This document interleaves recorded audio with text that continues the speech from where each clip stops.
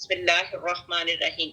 اب بسم اللہ الرحمن الرحیم یہ آپ کو بتایا جاتا ہے کہ جب بھی ہم پڑھتے ہیں بسم اللہ الرحمن الرحیم تو اپنے ذہن میں رکھیں کہ با کا مطلب ہوتا ہے ساتھ، اسم کا مطلب ہوتا ہے نام، اللہ اللہ، اللہ کے نام کے ساتھ. جب ہم چھوٹے تھے شروع ہوتے ہی ہم نے یہی سیکھا کہ بسم اللہ الرحمن الرحیم، اس کا مطلب ہم نے یہی رکھ دیا کہ اللہ کے نام سے شروع کرتے ہیں. حالانکہ مطلب اس میں شروع کا کچھ نہیں ہے، ساتھ نام اللہ کے، مطلب یہ ہوتا ہے بی کا مطلب ہوتا ہے نا ساتھ نام اللہ کے. تو مطلب یہی ہے کہ جو شروع ہوتا ہے قرآن پاک تو وہ نام پہلے اللہ کا نام آتا ہے، شروع نہیں آتا، مطلب اللہ کے نام کے ساتھ. ٹھیک ہے، اللہ کے نام کے ساتھ، بسم اللہ اللہ کے نام کے ساتھ. اب جو جتنی صورتیں شروع ہوتی ہیں تو شروع میں کیا پڑھا جاتا ہے؟ بسم اللہ، مطلب ساتھ نام اللہ کے. صرف ایک سورت توبہ ہے جس میں ہم کیا کہتے ہیں، اس میں بسم اللہ نہیں پڑھتے. تو ربی اشرح لی صدری ویسر لی امری واحلل عقدۃ من لسانی یفقہوا قولی. یہ دعا ہم اس لیے پڑھتے ہیں کہ یہ موسیٰ علیہ السلام کی دعا ہے. اس میں کیا ہے کہ اللہ سبحانہ تعالیٰ ہماری زبان کی گرہ کھول دے، اللہ سبحانہ تعالیٰ کہنے سننے سے زیادہ عمل کرنے کی توفیق عطا فرما دے. جب ہم بات کرتے ہیں، اللہ کی بات کر رہے ہیں، تو اللہ کی بات میں کیا کہتے ہیں، اثر ہے ہی ہے. اللہ سبحانہ تعالیٰ اس اثر کے سبب سے، اس کے وسیلے سے اللہ سبحانہ تعالیٰ ہماری زبانوں پہ، ہمارے کانوں پہ اللہ سبحانہ تعالیٰ اثر عطا فرما دے. پڑھنے کے ساتھ ساتھ اللہ سبحانہ تعالیٰ ہمیں اس پہ عمل کرنے کی بھی توفیق عطا فرما دے. اللہ کا شکر، اللہ کا جتنا شکر ادا کریں اتنا ہی کم ہے کہ آج بھی اللہ سبحانہ تعالیٰ نے ہم سب کو، مجھے اور آپ کو پکڑ کے یہاں بٹھا دیا. فرض نمازوں کے علاوہ جو بیسٹ ٹائم ہے یہی ٹائم ہے، اور اللہ سبحانہ تعالیٰ نے مجھے اور آپ کو چن کے رکھا ہوا ہے. اس وقت ہم چنے ہوئے لوگ جو ہیں یہاں پہ بیٹھے ہوئے ہیں، وہ کیا کر رہے ہیں؟ ہم قرآن پاک کو کھول کے پڑھ رہے ہیں، پڑھنے کے بعد اس پہ کیا کر رہے ہیں؟ غور و فکر کر رہے ہیں. تو غور و فکر کرنے کے بعد انشاءاللہ اگر اللہ نے زندگی کی مہلت دی تو انشاءاللہ اسی قرآن پاک کی وجہ سے ہماری زندگیوں میں یو ٹرن آئے گا. یہی قرآن پاک جو ہے اس وقت ہمارے لیے برکت کا باعث ہے، اور اینڈ پہ بھی انشاءاللہ برکت کا باعث بنے گا. پہلے بھی اس عائزہ فقیری نے یہی کہا کہ جب ہم قبروں میں جائیں گے تو قبروں میں یہ ہمارا ایک خوبصورت ساتھی ہوگا. خدا نہ خواستہ جب میں اور آپ کبھی اندھیری جگہ پہ بیٹھے ہوں تو وہاں پہ کتنا مشکل لگتا ہے، دل گھٹتا ہے. کیا کہتے ہیں کہ اتنا اندھیرا ہے تو اس میں کیا کروں؟ ٹھیک ہے، لیکن اندھیری قبر جو ہے، استغفر اللہ، اس کو جب ہم قرآن پاک پڑھ رہے ہوں اور جب ہماری قرآن پاک کی تلاوت کی جا رہی ہو تو اس قرآن پاک کی تلاوت کو غور سے سنا کرے. بے شک آپ کو سمجھ نہیں آتی، لیکن اللہ سبحانہ تعالیٰ نے ان لفظوں میں ایک ایسا جادو رکھا ہوا ہے کہ بندہ، وہ کہتے ہیں نا، جیسے مشہور ہوا ہے، چھوٹے ہوتے سے سننے رہے ہیں کہ وہ بین بجی تو سانپ مست ہو گیا، حالانکہ بات ڈفرنٹ ہوتی ہے. تو وہی سمجھے کہ یہ قرآن پاک کا جو کلام ہے وہ ایسا جادو ہے کہ بندہ مست ہو جاتا ہے، لیکن اس کو لینے والا اللہ تعالیٰ ہمیں بنائے، ہماری وہ کیفیت بنائے. جیسے کہ کل بھی بتایا کہ صحابہ کرام رضی اللہ تعالیٰ عنہم کیا کرتے تھے، جب قرآن پاک سنتے تھے تو ان کے اوپر کیفیت طاری ہو جاتی تھی، ان کے اوپر وجد آ جاتا تھا. کچھ تو اتنا روتے، وہ جب قرآن پاک پڑھتے تھے، پڑھتے پڑھتے بے ہوش ہو جاتے تھے کہ ہم کیا پڑھ رہے ہیں، ہم اللہ کا کلام پڑھ رہے ہیں. تو میری بہنوں، یہ اللہ سبحانہ تعالیٰ نے آپ اور مجھے چن لیا. اللہ کا شکر، اللہ کا احسان کہ میں اور آپ یہاں پہ اللہ کا کلام سن رہے ہیں. اللہ کا کلام ہم تو ویسے ہی کہتے ہیں میں قرآن پاک پڑھ رہی تھی، ہاں میں قرآن پاک سن رہی تھی. اس کو اس طریقے سے نہ لے کے آؤ. مطلب یہ سنو، سوچو، سمجھو کہ میں اللہ کا کلام، اللہ سبحانہ تعالیٰ مجھ سے بات کر رہے ہیں، میں اللہ تعالیٰ سے اللہ تعالیٰ کی بات سن رہی ہوں. یہ کوئی چھوٹی بات نہیں ہے، یہ بہت بڑی بات ہے. تو بات یہ ہو رہی تھی کہ جب ہم کرتے ہیں قرآن پاک کو بھی شروع کرتے ہیں، کوئی سورج شروع کرتے ہیں تو اس میں بسم اللہ الرحمن الرحیم، تو مطلب ہے ساتھ نام اللہ کے. ٹھیک ہے، شروع کو بھی ہم نے پہلے نہیں لے کے آنا، مطلب یہ ہے کہ اللہ کے نام کے ساتھ. ٹھیک ہے، اللہ کے ساتھ، نام کے ساتھ. اسی طرح اساتذہ نے بتایا کہ صرف ایک سورۃ توبہ ہے جس کے اوپر شروع میں بسم اللہ نہیں. تو اللہ ہی رحمان ہے، اور رحمان وہ بھی صرف اللہ ہی سکتا ہے. بندہ کبھی رحمان نہیں ہو سکتا. اللہ کی صفت رحمان ہے، اللہ کی صفت رحیم ہے. اب اکثر کیا کرتے ہیں، کسی بندے کا نام رکھ دیا، یا کسی نے اپنے سٹور کا نام رکھ دیا. آپ نے دیکھا ہوگا رحمان بک ڈپو، مطلب کچھ اس طرح کے نام رکھ دیے. حالانکہ یہ چیز جو ہے بالکل غلط ہے. رحمان نام یہ اللہ کا نام ہے. اللہ اکبر، ہم کس طرح یہ نام رکھ سکتے ہیں؟ ہاں، عبد الرحمان رکھیں، رحمان کا بندہ، رحمان کا نوکر، یہ رحمان کی بندگی کرنے والا، یہ ہم ضرور رکھ سکتے ہیں. لیکن کوشش کیا کریں اگر کسی کے بچے کا نام، کسی کے بھائی کا نام کسی کا بھی نام اس طرح کا ہے تو اس کے ساتھ عبد ضرور لگا لیا کرے. خالی رحمان کہنا اچھی بات نہیں. اسی طرح دکانوں کے نام جیسے رحمان بک ڈپو اور رحمان سٹور کچھ اس طرح کر کے, تو یہ بھی بات جو ہے درست نہیں. اللہ سبحانہ تعالی ہمیں سیدھے راستے پہ چلنے کی توفیق عطا فرمائے, آمین اللہم آمین. پھر سورت فاتح کے متعلق تھوڑی سی بات ہوئی تھی کل, اسی میں تھوڑا سا مزید ایڈ کرتی ہوں. سورت فاتحہ میں صحیح بخاری میں فضائل القرآن میں حضرت ابو سعید خدری رضی اللہ تعالیٰ عنہ سے روایت ہے کہ ہم ایک مرتبہ سفر میں تھے. وہ کہتے ہیں کہ ایک مرتبہ ہم سفر میں تھے, ایک جگہ ٹھہرے ہوئے تھے کہ اچانک ایک لونڈی آئی اور کہا کہ یہاں کے قبیلے کے سردار کو سانپ نے کاٹ لیا ہے, ہمارے آدمی یہاں موجود نہیں, آپ میں سے کوئی ایسا کہ جھاڑ پھونک کر دے, مطلب دم درود اس کا مطلب تھا اس لیڈی کا. تو آپ میں سے کوئی ایسا ہے کہ جھاڑ پھونک دے. ہم میں سے ایک شخص اٹھ کر تو اس کے ساتھ ہو لیا. ہم نہیں جانتے تھے کہ یہ کچھ دم جھاڑ بھی جانتا ہے. اس نے وہاں جا کر کچھ پڑھ کر دم کیا, اللہ کے فضل سے وہ بالکل بھلا چنگا اچھا ہو گیا. 30 بکریاں اس نے دیں, اور پھر وہ بتاتے ہیں کہ 30 بکریاں اس نے دیں اور ہماری مہمانی کے لیے بہت سارا دودھ بھی بھیجا. جب وہ واپس آئے تو ہم نے کہا کہ کیا تمہیں جھاڑ پھونک کا علم ہے؟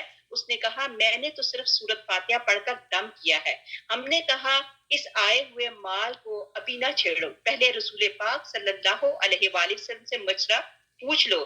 مدینے میں آ کر ہم نے پیارے نبی حضرت محمد مصطفیٰ صلی اللہ علیہ وآلہ وسلم سے ذکر کیا کہ آپ صلی اللہ علیہ وسلم نے فرمایا اسے کیسے معلوم ہو گیا کہ یہ پڑھ کر دم کرنے کی صورت ہے؟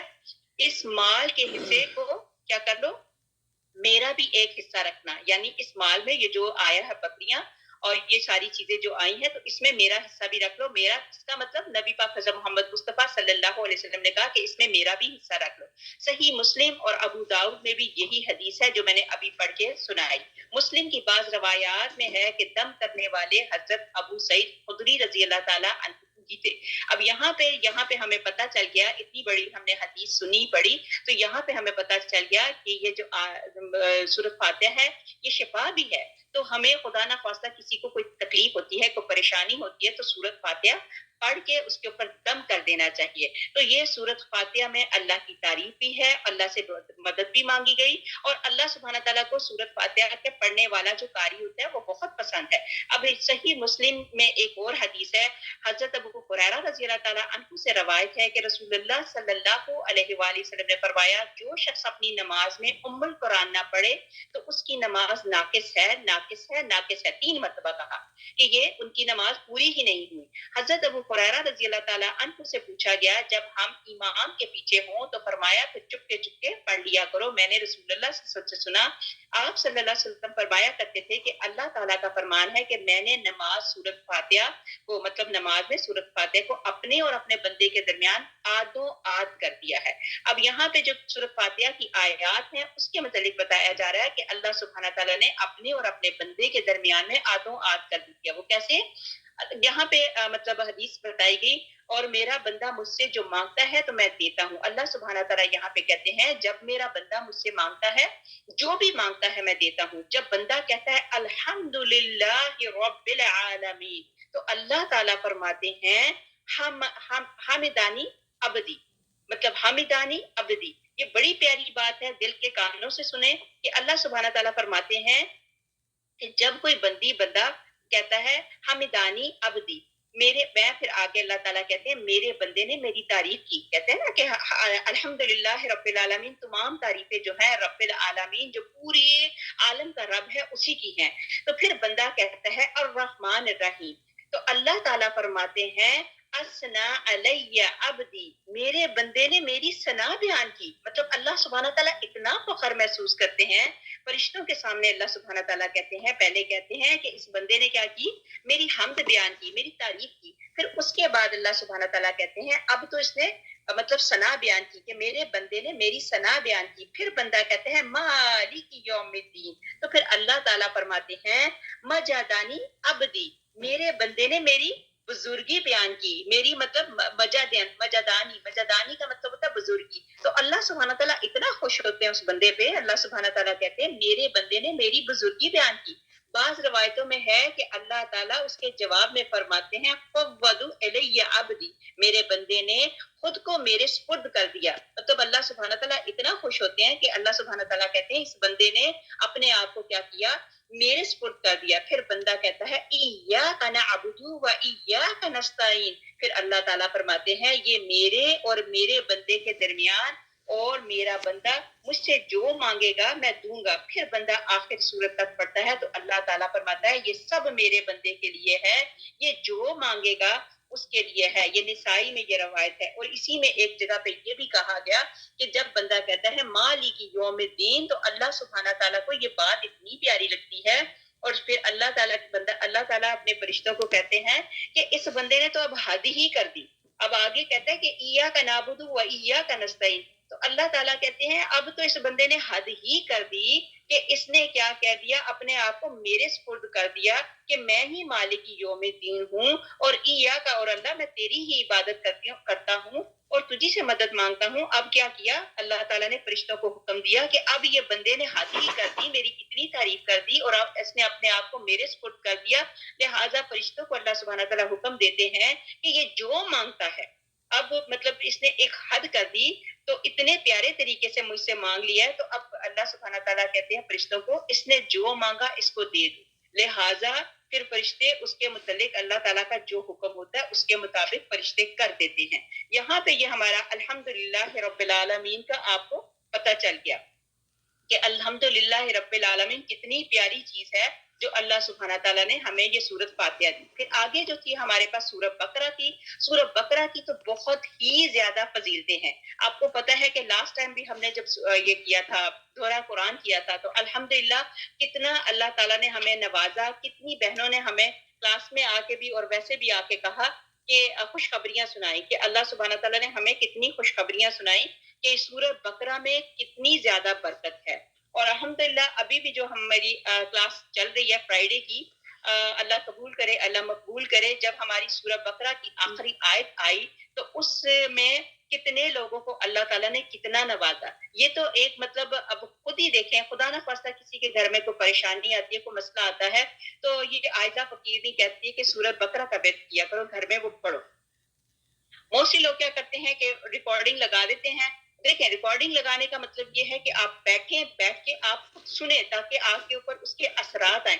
ہم کیا کرتے ہیں, سورۃ بقرہ لگائی ہوئی ہے گھر میں, ہم اپنا واش روم بھی یوز کر رہے ہیں, ہم گھر میں صفائیاں بھی کر رہے ہیں, ساتھ ہم خونوں پہ بھی جا رہے ہیں, اس کے اوپر توجہ ہی نہیں ہے. مزہ تو تب ہے کہ اگر آپ سورۃ بقرہ سن رہی ہیں تو پوری توجہ کے ساتھ سنیں, آپ کا جسم ایک سپنج بن جائے, اور سپنج کے اندر جیسے پانی چلا جاتا ہے اسی طرح آپ جسم کو, جو آپ کی روح ہے, اس کو اپنے اندر مطلب ڈالتی جائے. بہتر یہ ہے کہ خود سورۃ بقرہ پڑھیں اور اس کے اثرات دیکھیں. انشاءاللہ تعالی اللہ نے چاہا تو اس کے اثرات آپ کے اوپر ظاہر ہوں گے. مسند احمد کی اور مسلم ترمذی اور نسائی میں حدیث ہے کہ اپنے گھروں کو قبریں نہ بناؤ, جس گھر میں سورہ بقرہ پڑھی جائے وہاں شیطان داخل نہیں ہو سکتا. یہ حدیثیں ہیں جو آپ کے سامنے یہ عائزہ فقیرنی بتا رہی ہے. کیونکہ یہ ہمارا دورہ قرآن ہے, دورہ قرآن میں اتنی تفصیل نہیں بتائی جاتی جتنی کہ ہم فرائیڈے کی کلاس میں بتاتے ہیں. تو لہٰذا سورۃ بقرہ بہت ہی خوبصورت اللہ تعالیٰ کا کلام ہے جو اللہ تعالیٰ نے ہمیں یہ بہت پیارا گفٹ دیا ہے نبی پاک حضرت محمد مصطفیٰ صلی اللہ علیہ وسلم کے ذریعے. تو مسند دارمی میں حضرت ابن مسعود رضی اللہ تعالیٰ عنہ سے روایت ہے کہ جس گھر میں سورہ بقرہ پڑھی جائے اس گھر سے شیطان گوز مارتا ہوا بھاگ جاتا ہے. ہر چیز کی اونچائی ہوتی ہے اور قرآن کی اونچائی جو ہے سورۃ بقرہ ہے. اللہ اکبر, یہ بہت بڑی بات ہے. سورۃ بقرہ کی بڑی فضیلتیں بتائی گئی, اور پھر وہ آگے وہی حدیث بتائے گی. حضرت عبداللہ بن مسعود رضی اللہ تعالیٰ عنہ کا فرمان ہے کہ جو شخص سورۃ بقرہ کی 4 پہلی آیات اور آیت الکرسی اور 2 آیات اس کے بعد کی اور 3 آیات سب سے آخر کی, تو یہ جملہ 10 آیات رات کے وقت پڑھ لے, اس گھر میں شیطان اس رات نہیں جا سکتا, اور اسے اس کے گھر والوں کو اس دن شیطان یا کوئی اور بری چیز ستا نہیں سکتی. یہ آیات مجنون پر پڑھی جاتی ہے. مجنون کا مطلب ہوتا ہے جو نیم پاگل ہوتے ہیں ان کے اوپر.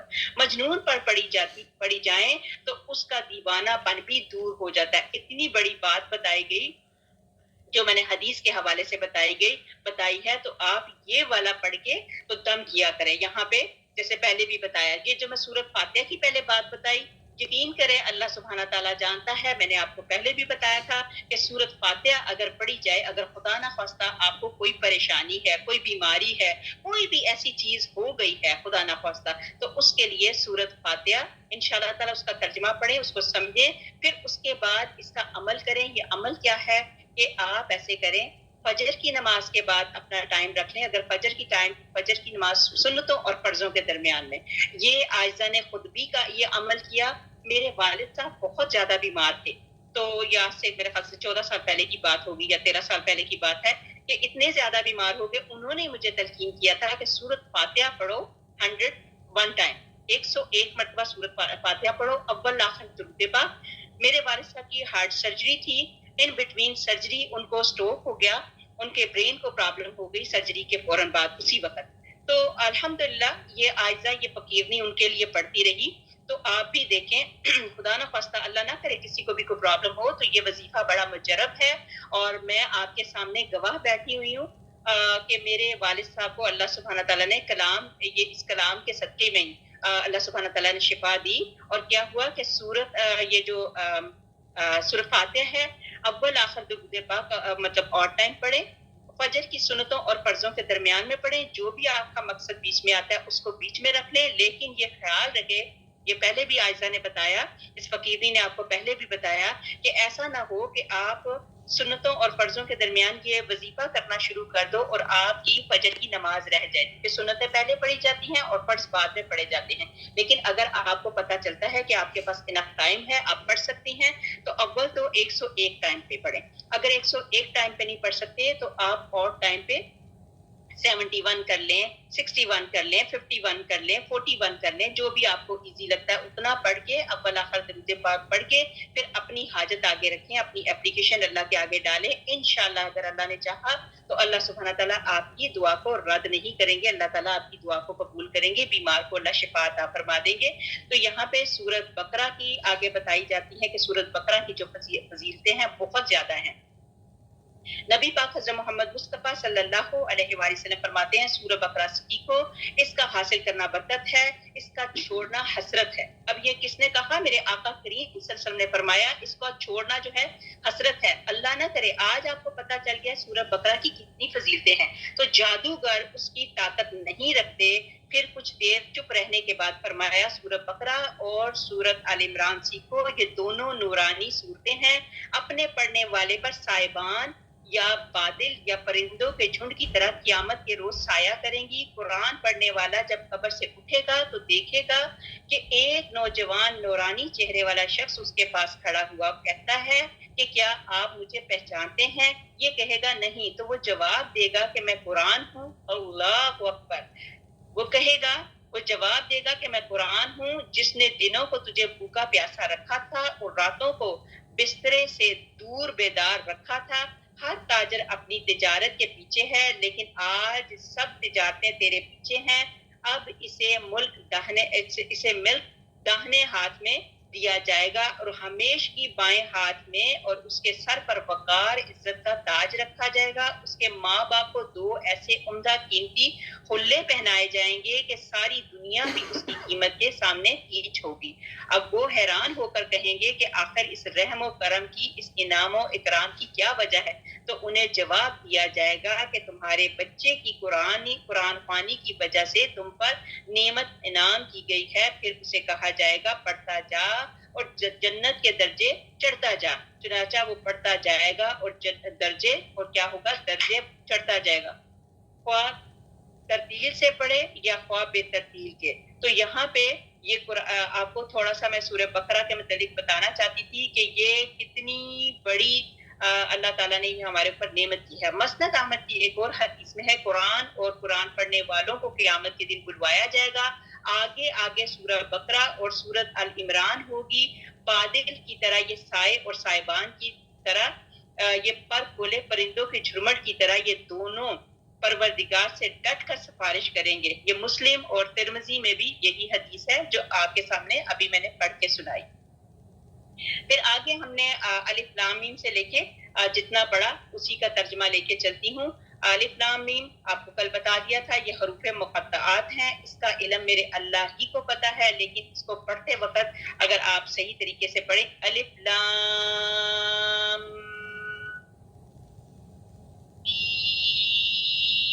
ہم اس کو اس طرح پڑھتے ہیں. اب دیکھیں یہ الف لام میم جو ہے یہ اس میں 3 حرف ہیں، الف الگ سے لام الگ سے میم. اب اسی کو اگر ہم پڑھیں گے تو ماشاءاللہ آج تو ہم نے کتنا قرآن پاک پڑھ لیا، ماشاءاللہ لا قوت الا باللہ. اللہ تعالیٰ اس کے ایک ایک حرف کو قبول کرے اور اس کا ثواب اللہ سبحانہ تعالیٰ ہمارے مرحومین کو بھی پہنچائے، ہمارے زندوں کو بھی پہنچائے. تو اب یہاں پہ 3 حرف ہو گئے تو ہر لفظ کے اب الف لام میم پہ ہمیں 30 نیکیاں مل گئیں، 10 الف کی، 10 لام کی، 10 میم کی. تو یہ حروف مقطعات ہیں، اس کا علم جو ہے وہ میرے اللہ تعالیٰ ہی جانتے ہیں. اس کا آگے ہمارے پاس جو دوسری آیت الف لام میم پہلی ہو گئی، دوسری آیت کا جو ترجمہ ہے ترجمہ لے کے چلتے ہیں.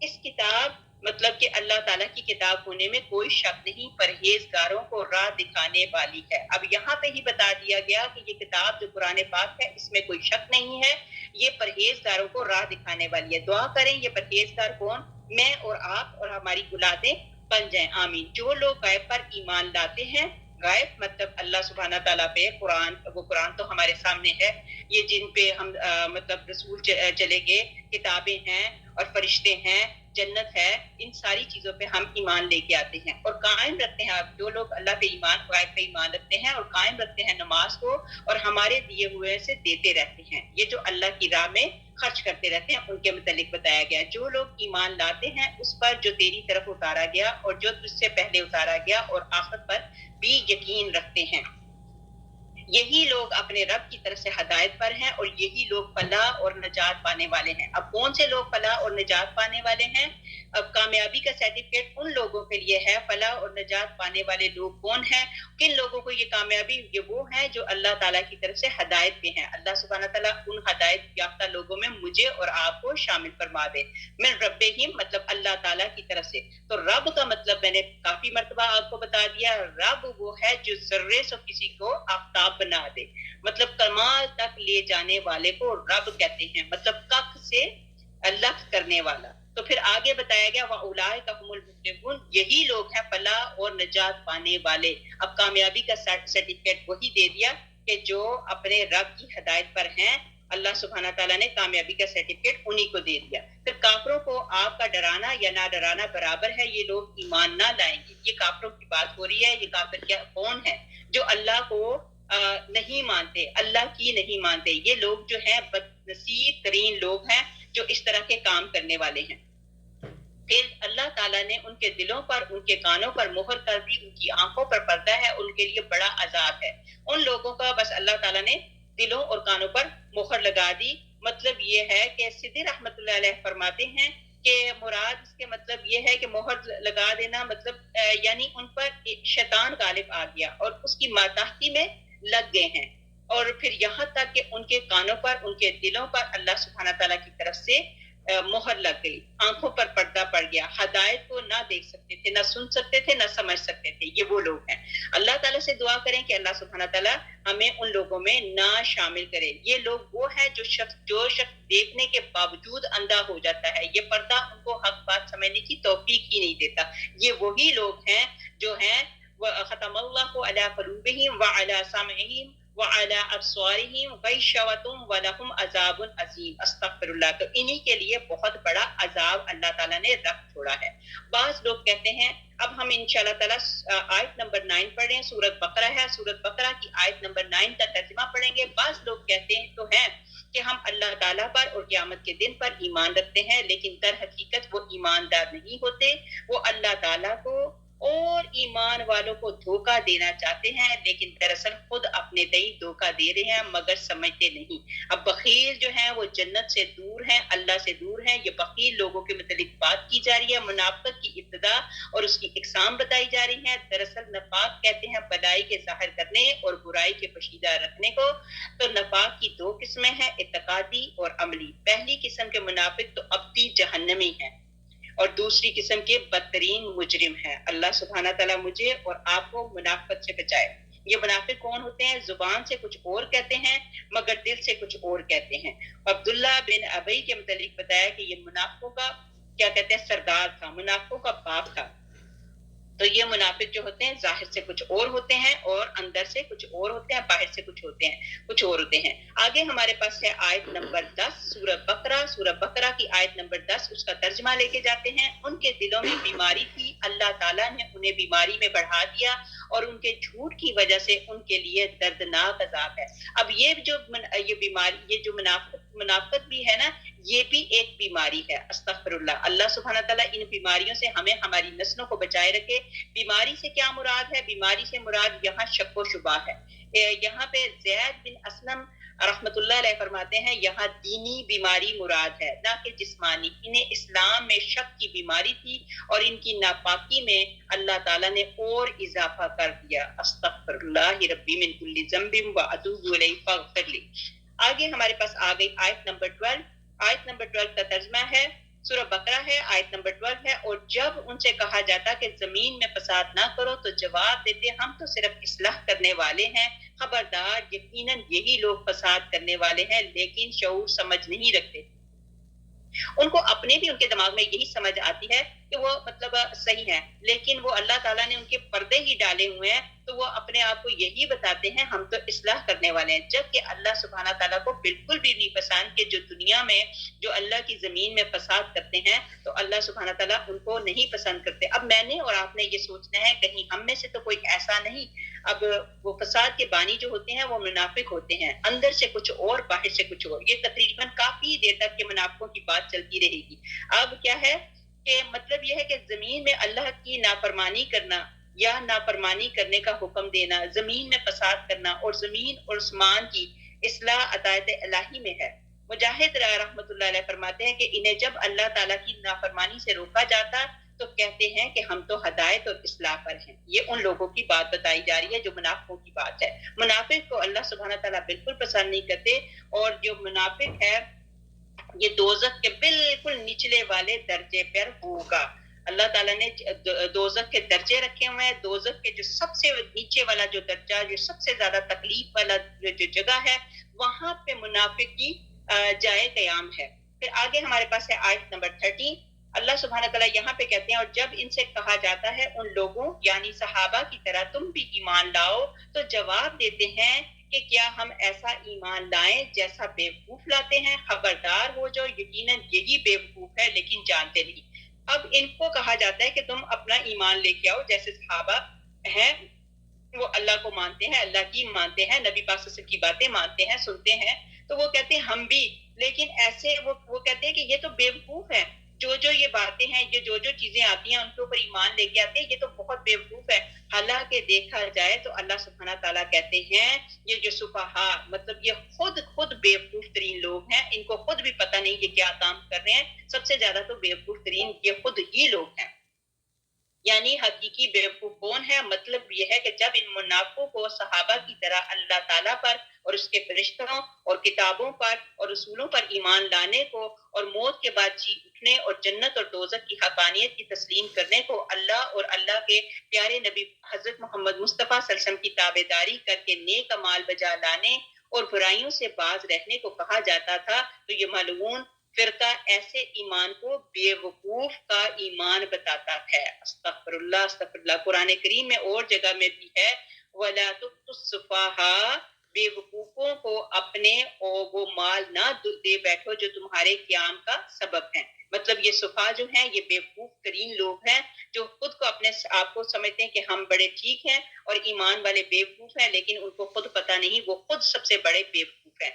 آگے ہمارے پاس ہے آیت نمبر 15، جس کا ترجمہ اس طرح ہے اور جب ایمان والوں سے ملتے ہیں تو کہتے ہیں ہم بھی ایماندار ہیں، اور جب اپنے بڑوں کے پاس جاتے ہیں تو کہتے ہیں ہم تو تمہارے ساتھ ہیں، ہم تو ان سے صرف مذاق کرتے ہیں، اللہ تعالیٰ بھی ان سے مذاق کرتا ہے اور انہیں ان کی سرکشی اور بےقابے میں اور بڑھا دیتا ہے۔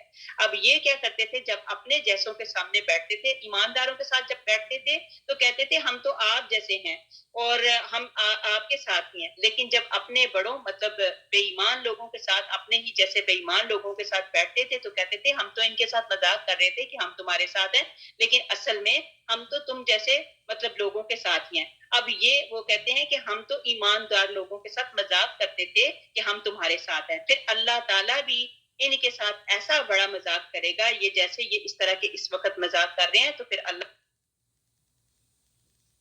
سرکشی اور بہکاوے میں اللہ سبحانہ تعالیٰ جیسے یہ برے کام کرتے ہیں، پھر اللہ بھی ان کو ڈھیل دے دے گا، جاؤ اور کتنا کر سکتے ہو۔ تو ایسے لوگوں کے متعلق یہ بات بتائی جا رہی ہے کہ اللہ کے بندوں کے مذاق کا بدلہ ان کے اعمال ان کے سامنے اللہ سبحانہ تعالیٰ وہ کیا کرتے ہیں، ان کے اعمال ان کے سامنے خوبصورت بنا دیتا ہے، اور وہ کیا کرتے ہیں، وہ کرتے ہیں۔ اور ایسا بھی ہے کہ جب یہ پل صراط پہ جائیں گے تو جب اللہ کے ایمان والے بندے ہوں گے ان کے اندر سے نور ہو رہا گا، اور وہ پل صراط سے بھاگتے ہوئے جائیں گے، اور یہ جو پیچھے لوگ ہوں گے تو وہ کہیں گے کہ اے ایمان والو ہمیں بھی تھوڑی سی جگہ دو، جو تمہارے اندر جو نور ہے تو اس میں سے کیا ہے، ان کو تو اس پل صراط پہ چلتے وقت ایک ٹیمپریری سا نور دیا جائے گا۔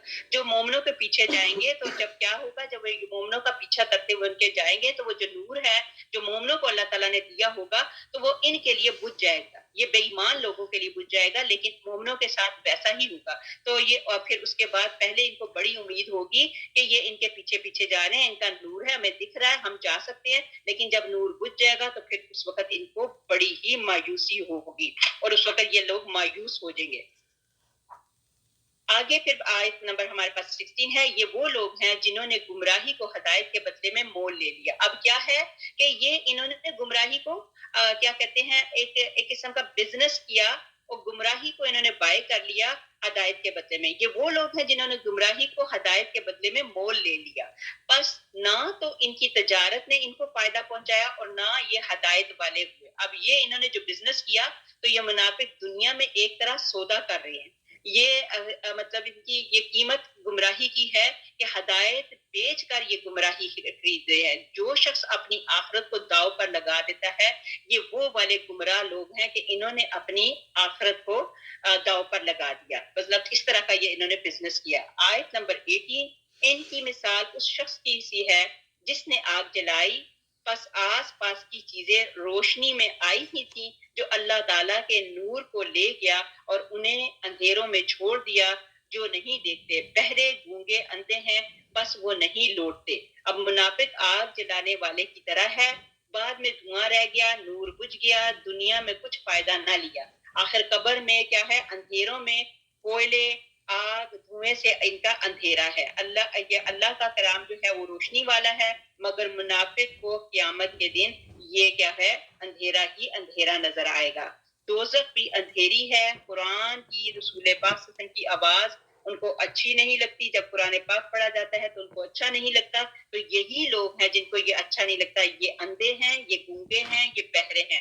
پھر آگے یہ ہمارے پاس آیت آ گئی، آیت نمبر 19، یا آسمانی برسات کی طرح جس میں اندھیریاں اور گرج اور بجلی ہو، موت سے ڈر کر کڑاکے کی وجہ سے اپنی انگلیاں اپنے کانوں میں ڈال لیتے ہیں، استغفر اللہ۔ اب یہ جو چیزیں ہماری شروع کی آیات میں قیامت کے متعلق اتنا زیادہ نہیں بتایا گیا، لیکن جب آخر کی آیتیں ہوں گی تو اس میں قیامت اور دوزخ کے متعلق اتنا کلیئر بتایا جائے گا کہ بندہ پڑھتے پڑھتے ہی دل کانپنے لگتا ہے، اور پھر اللہ تعالیٰ سے دعا دل سے نکلتی ہے کہ اللہ سبحانہ تعالیٰ ہمیں ان لوگوں میں نہ شامل فرمانا، اپنے نیک اور ایماندار لوگوں میں شامل فرمانا۔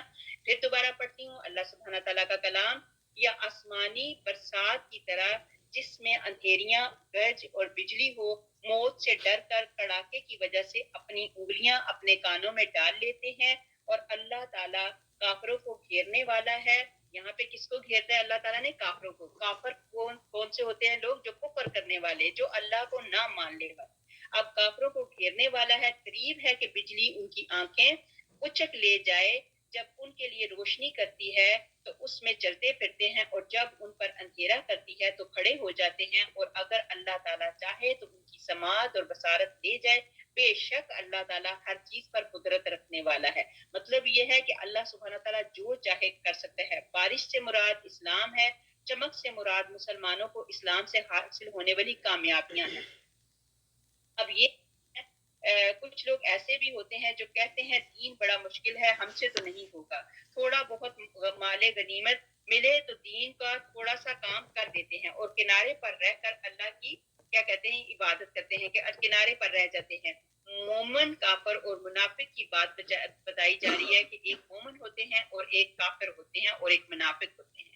مومن اللہ کو ماننے کے ساتھ ساتھ اللہ کی مانتے ہیں، کافر جو ہوتے ہیں کفر کرنے والے، اور اس کی آگے جو کیٹیگری بتائی منافق کی، تو منافق کے متعلق تو بڑی زیادہ آیتیں آئی ہوئی ہیں۔ اللہ اس کے دن جنتوں کی خوشخبریاں ہیں جن کے نیچے نہریں بہ رہی ہیں، اور فرمایا جس دن نہ رسوا کرے گا اللہ تعالیٰ نبی کو اور ان لوگوں کو جو ان کے ساتھ ایمان لائے، ان کا نور ان کے آگے اور دائیں جانب ہوگا، اور وہ کہہ رہے ہوں گے اے ہمارے رب، ہمارے لیے ہمارا نور پورا کر اور ہمیں بخش دے، یقیناً تو ہر چیز پر قادر ہے۔ یہ بڑی پیاری دعا ہے، آپ بھی کیا کریں انشاءاللہ تعالیٰ، بڑی خوبصورت دعا ہے۔ منافقین اللہ کی قسم کھاتے ہیں کہ وہ تم میں سے ہیں، لیکن دراصل وہ ڈرپوک لوگ ہیں۔ اگر وہ کوئی جائے بنا یا راستہ پا لیں تو یقیناً اس میں سمٹ کر گھس جائیں۔ بجلی سے مثال بھی ہے کہ اس نور ایمان کی جو ان کے دلوں میں کسی وقت چمک اٹھتا ہے تو وہ اس وقت اپنی انگلیاں موت کے ڈر سے کانوں میں ڈال لیتے ہیں، لیکن ایسا کرنا انہیں کوئی نفع نہ دے گا۔ یہ اللہ تعالیٰ کی قدرتوں اور اس کے ارادے کے ماتحت ہے، یہ بچ نہیں سکتے۔ اب یہی بتایا جائے گا کہ جیسے کبوتر نے بلی کو دیکھ لیا اور کبوتر کیا کرے گا، بلی کو دیکھ کے اپنی آنکھیں بند کر دے، تو اس کا مطلب یہ نہیں ہے کہ کبوتر سیف ہو گیا۔ یہ موت جو ہے یہ منافقین کی بات ہے، ان کو یہ اپنے کانوں میں ڈالیں گے انگلیاں، جو بات ہے خیر کی وہ خیر والوں کو پہنچ جائے گی، لیکن جو بات شر کی ہے وہ شر والوں کو پہنچ جائے گی۔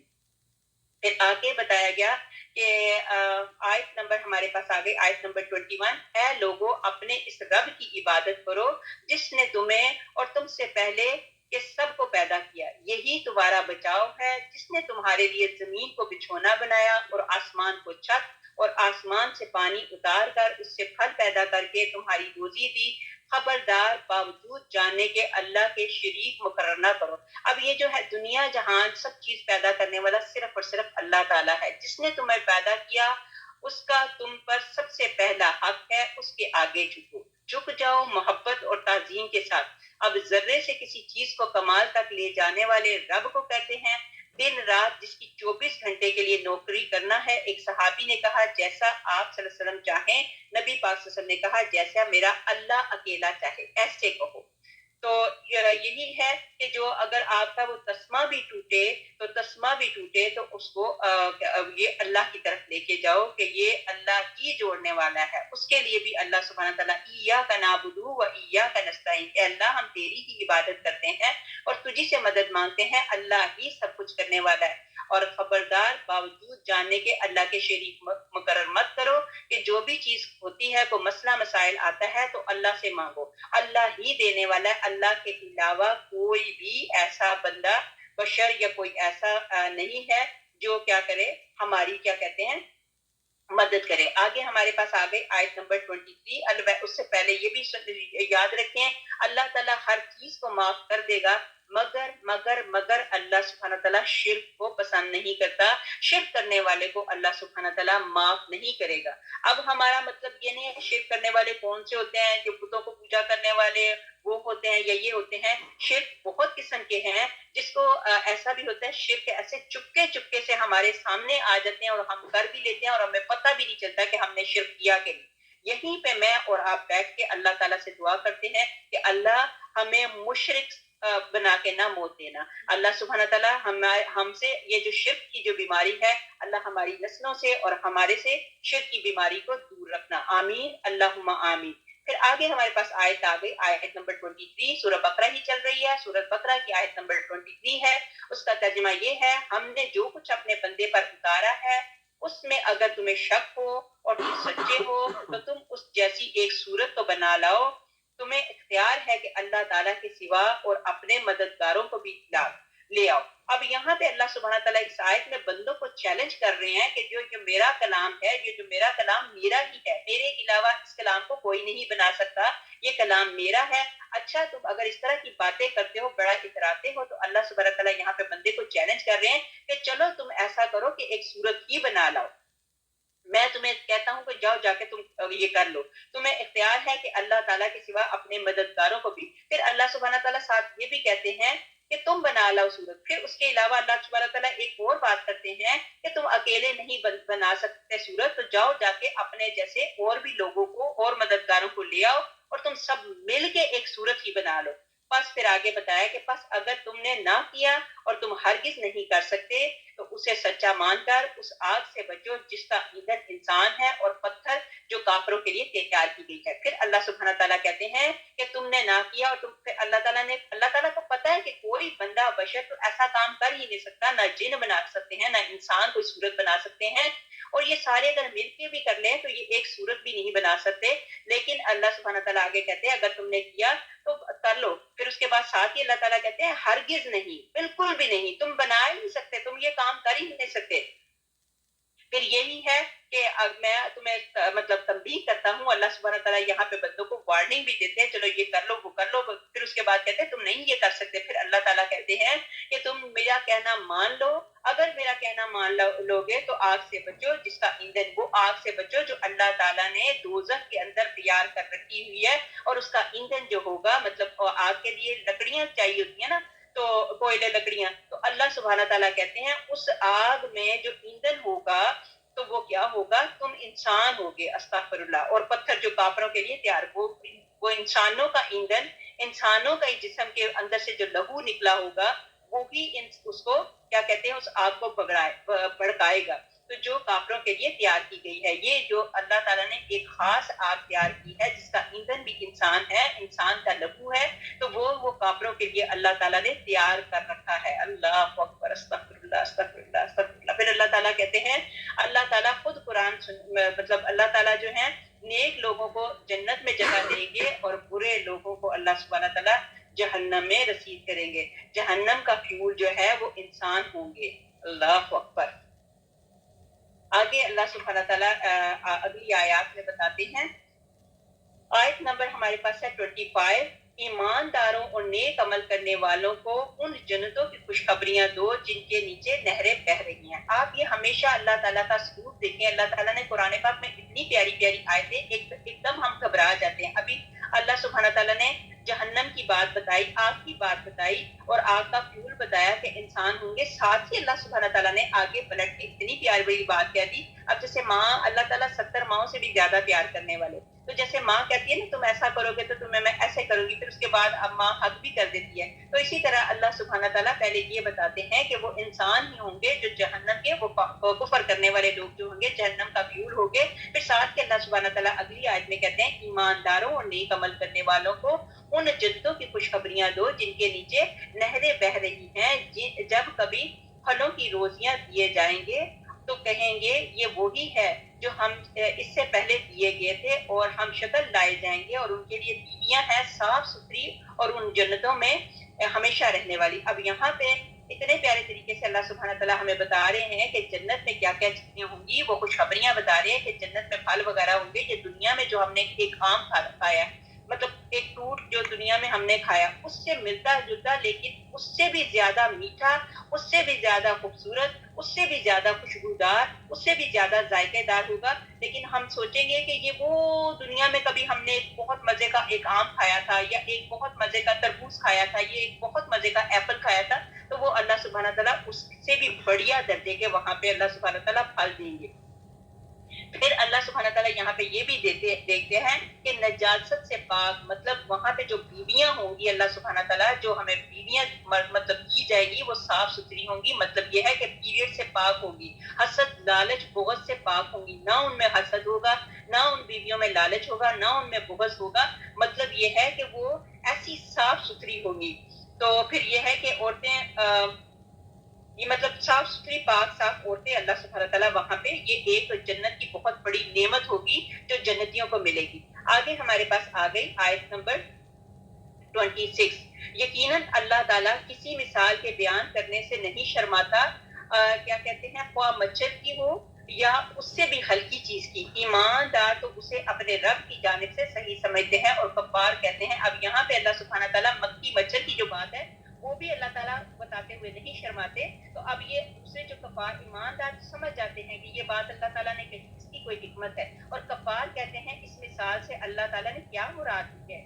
اس کے ساتھ بہتوں کو گمراہ کرتا ہے اور اکثر لوگوں کو کو راہ راست پر لاتا ہے اور گمراہ تو صرف فاسقوں کو ہی کرتا ہے. مطلب اللہ تعالیٰ گمراہ جو کرتا ہے صرف فاسق لوگ ہوتے ہیں وہی گمراہ ہوتے ہیں, لیکن جو اللہ والے ہوتے ہیں وہ گمراہ نہیں ہوتے. جو لوگ اللہ تعالیٰ کے مضبوط عہد کو توڑ دیتے ہیں اور اللہ تعالیٰ نے جن چیزوں کے جوڑنے کا حکم دیا ہے انہیں توڑتے ہیں اور زمین میں فساد پھیلاتے ہیں, یہی لوگ نقصان اٹھانے والے ہیں. پہلے بھی بات بتائی کہ اللہ سبحانہ تعالیٰ نے کہا کہ زمین میں فساد کرنے والے مت بنو.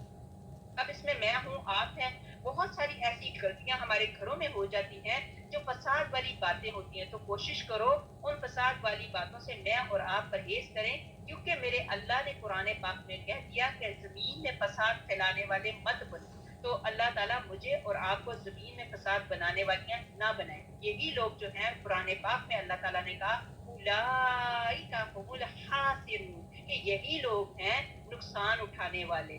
اللہم لا تجعلنا منہم, اللہ سبحانہ تعالیٰ ہمیں ان جیسا نہ بنائے. آمین اللہم آمین. دنیا کی وقت مچھر کے پر کے برابر بھی نہیں. اللہ تعالیٰ نے بتایا کہ دنیا کی کوئی ویلیو نہیں. تو اللہ کے وعدوں کو توڑنے والے جو ہیں وہ کون ہیں؟ جو کافر ہیں, جو اللہ سے, اللہ کی باتوں کو اس طرح مطلب غلط طریقے سے لیتے ہیں. پھر آگے ہمارے پاس آ گئی آیت نمبر 28, تم اللہ کے ساتھ کیسے کفر کرتے ہو حالانکہ تم مردہ تھے, اس نے تمہیں زندہ کیا, پھر تمہیں مار ڈالے گا, پھر زندہ کرے گا, پھر اسی کی طرف لوٹائے جاؤ گے.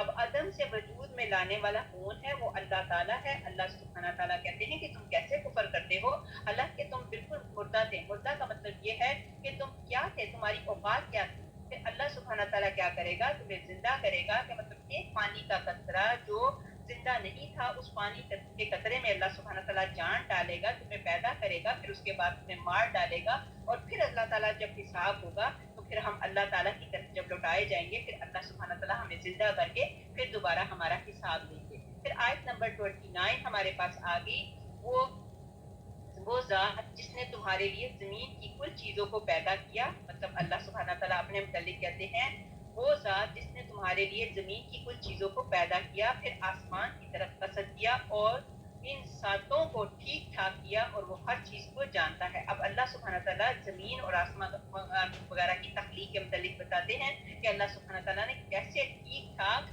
ان ساتوں کو ٹھیک ٹھاک کیا, اور ہر چیز کو اللہ سبحانہ تعالیٰ جانتے ہیں. اللہ نے زمین بنائی, اللہ سبحانہ تعالیٰ نے آسمان بنایا. جب اللہ سبحانہ تعالیٰ نے قصد کیا, اللہ سبحانہ تعالیٰ نے کہا کن اور فیکون, اور وہ ساری کی ساری بن گئی.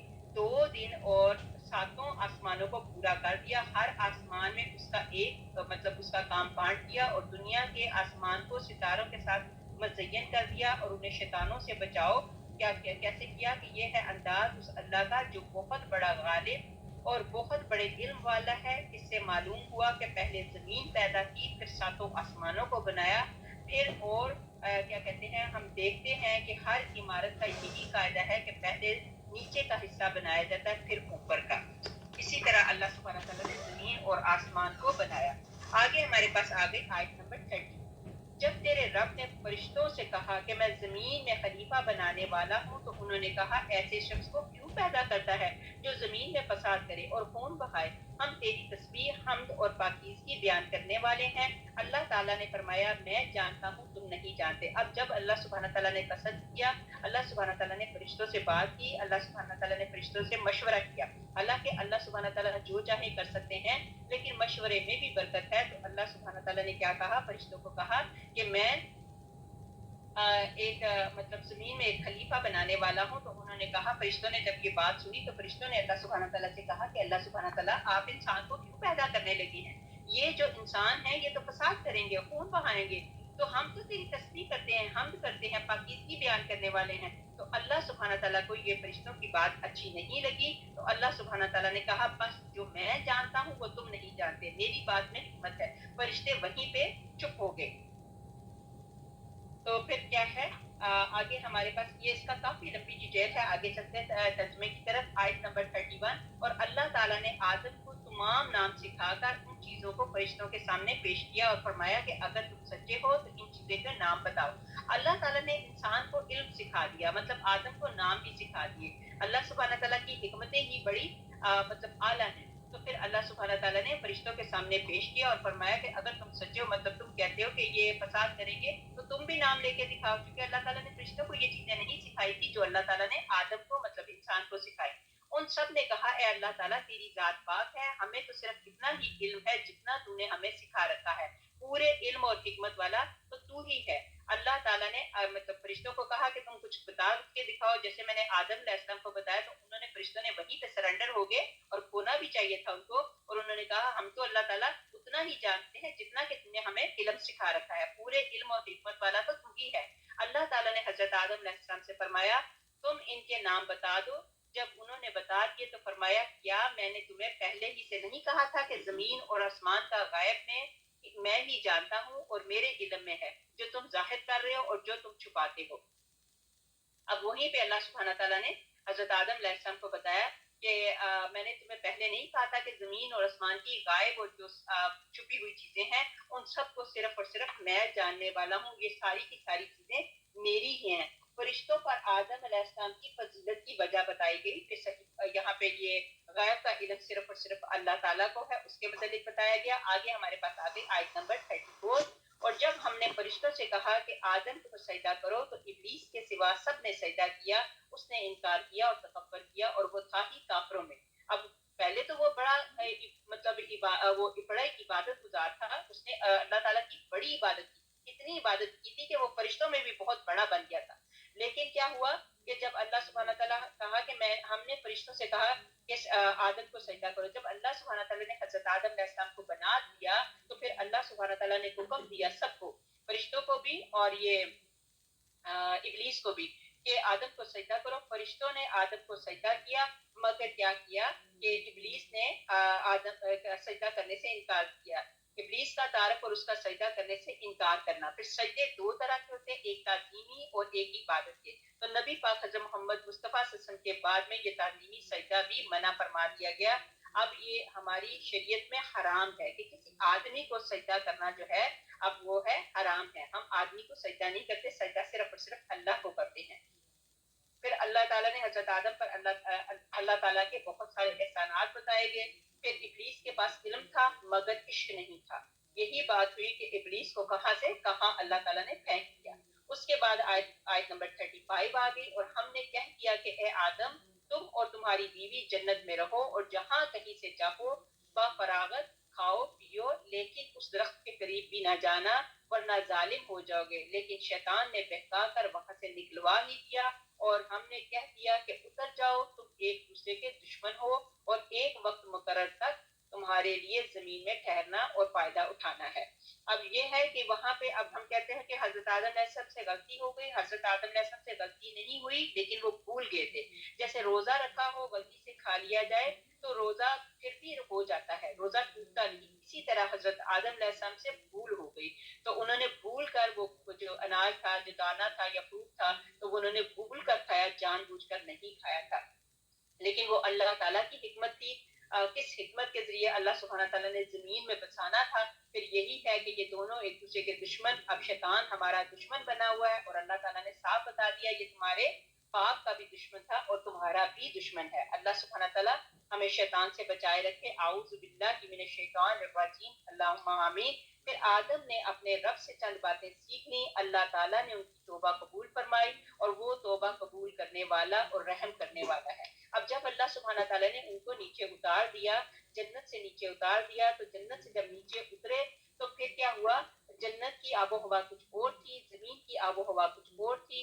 اور ماشاءاللہ سے اس جمعرات کو، جمعے کو اور ہفتے کو یہ روزہ آ رہا ہے، ایام بیت کا روزہ، میرے نبی پاک حضرت محمد مصطفیٰ صلی اللہ علیہ وسلم کی سنت اور حضرت آدم علیہ السلام کی بھی سنت مبارکہ، جب حضرت آدم علیہ السلام زمین پہ اترے تو ان کی اسکن تھوڑی سی جھلس گئی، ظاہری بات ہے، ایک جنت کی آب و ہوا کچھ اور تھی، زمین کی آب و ہوا کچھ اور تھی۔ تو پھر انہوں نے ایک روزہ رکھا، ان کی جو اسکن ہے، جو جلد ہے، وہ تھوڑی بہتر ہو گئی۔ اسی طرح پھر ایک اور روزہ رکھا، پھر اور بہتر ہوگی، پھر ایک اور روزہ رکھا۔ تو ان کو کہتے ہیں ایام بیت کے روزے، جو چاند کی 13، 14، 15 کو رکھا جاتا ہے۔ اب پھر یہ چاند کی 13، 14، 15 آ رہی ہے، گزارش ہے، ریکویسٹ ہے کہ یہ رجب کا مہینہ ہے ماشاءاللہ، تو اس مہینے میں اچھا ہے کہ روزے رکھیں۔ ایک تو پیر جمعرات کی، یہ بھی میرے نبی پاک صلی اللہ علیہ وسلم کی سنت، اور یہ حضرت آدم علیہ السلام کی سنت چلی آ رہی ہے، ایام بیت کے روزے، چاند کی 13، 14، 15 کا روزہ۔ تو یہ آپ بھی رکھیں, اللہ سبحانہ تعالیٰ برکتوں سے نوازے. تو اب اللہ سبحانہ تعالیٰ نے حضرت آدم علیہ السلام کو ایک طرف زمین پہ اتارا اور اما حوا کو ایک طرف اتارا. تو آپ کو پتہ ہے کہ ہم حضرت اما حوا کو جب وہاں پہ عرب میں اتارا تو وہ آپ کو پتہ ہے جدہ میں. تو جدہ کا نام کی جو بیک گراؤنڈ ہے وہ اسی وجہ سے ہے. تو جدہ کا مطلب ہوتا ہے دادی, مطلب ہماری دادیوں کی دادی, دادیوں کی دادی, دادیوں کی دادی کہہ لیں تو وہ اما حوا ہے. اسی لیے جدہ کا نام کے پیچھے یہی وجہ ہے کہ وہاں اما حوا تھی, تو اسی وجہ سے جدہ کا نام پڑا. پھر آگے یہ بتایا گیا کہ اللہ سبحانہ تعالیٰ نے حضرت آدم علیہ السلام کی توبہ کو قبول کر لیا.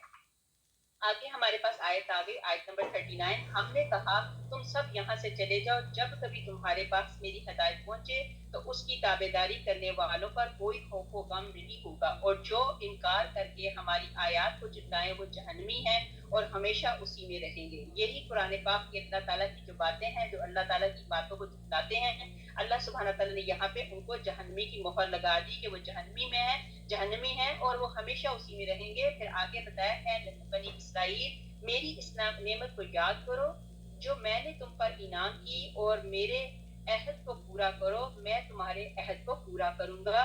مجھ ہی سے ڈرو اور اس کتاب پر ایمان لاؤ جسے میں نے تمہاری کتابوں کی تصدیق میں نازل فرمایا, اور اس کے ساتھ تم ہی پہلے کافر نہ بنو اور میری آیات کو تھوڑی تھوڑی قیمت پر نہ بیچو اور صرف مجھ سے ڈرتے رہو. اب یہاں پہ یہ ہے کہ انبیاء کی پیروی کریں گے تو انبیاء کی پیروی کرنے سے ہی جنت ملے گی. اللہ سبحانہ تعالیٰ نے ہر زمانے میں, ہر قوم میں اللہ سبحانہ تعالیٰ نے اپنے انبیاء بھی بھیجے اور اپنی کتابیں بھی بھیجی, اور سب کو مطلب ان کی اصلاح کا ایک مطلب چیز بنائی. یہاں پہ بنی اسرائیل سے خطاب کر کے کہا کہ کافر نہ بنو, کفر کرنے والے نہ بنو. اسی طرح اللہ سبحانہ تعالیٰ نے جہاں جہاں ہر قوم میں نبی بھی بھیجے, کتابیں بھی بھیجے, تاکہ کل کوئی یہ نہ کہتے کہ ہمیں تو کچھ پتہ ہی نہیں تھا, ہمیں تو کچھ علم ہی نہیں تھا, ہمیں تو کوئی بتانے والا نہیں آیا, ہمارے پاس تو کوئی کتاب نہیں آئی. تو ہر جگہ پہ اللہ سبحانہ تعالیٰ نے وقتاً نبی بھی بھیجے اور کتابیں بھی بھیجی. پھر اس کے بعد یہ ہے کہ آیت نمبر ہمارے پاس آگے 42, حق کو باطل کے ساتھ خلط ملط نہ کیا کرو اور حق کو نہ چھپاؤ, تمہیں تو خود اس کا علم ہے, اور نمازوں کو قائم رکھا کرو اور زکوٰۃ دیتے رہا کرو اور رکوع کرنے والوں کے ساتھ رکوع کیا کرو. یہاں پہ قرآن پاک میں یہاں پہ اللہ تعالیٰ نے نمازوں کے متعلق بھی کہہ دیا, اور جو سچی بات ہے, جو حق کی بات ہے, اس کو مت چھپاؤ.